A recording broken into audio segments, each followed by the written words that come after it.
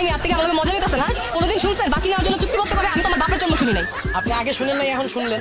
কারণ আপনার যদি বাকি লাগে এই লন কলম সাইন করেন, আর নাইলে হেনতে যান, দেন চুক্তিপত্রটা দেন। আরে ভাই বাকি দিবেন না সেটা আগেই করতে পারতেন, এত নাটক করার কি দরকার ছিল? এই যে আপা, আপনার মহিলা মানুষের এই একটা দোষ, আপনারা না বুঝছেই আগেই সাত করে ওঠে। আমি কি কইছি একবারও বাকি দিব না? আমি কইছি আমার দোকান থেকে যদি আপনি বাকি লইতে চান, এই যে চুক্তিপত্র সাইন করে তারপর বাকি লইয়া যান। আর যদি সাইন না করেন তাহলে চুক্তিপত্রটা দেন, আপনার আমি মাল দিব না।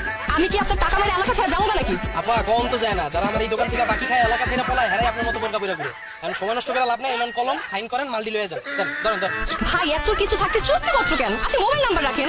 আপা আপনি যখন আমার দোকান থেকে 2000 টাকার বাজার চুইসা তারপর আপনার 20 টাকার সিমটা ভাঙ্গা ফালায় দেন, তখন আপনার আমি কই খুঁজো? আপনি তো আমার 2000 টাকার মাল চুইসা গেছেন গা।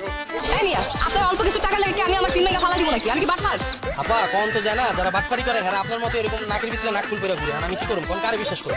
হ্যাঁ, কি যুগ আইলো, মুদির দোকানে আজকাল চুক্তিপত্র দিয়ে সদাই নেওয়া লাগে। আপা কি করুম কোন? এই যে এত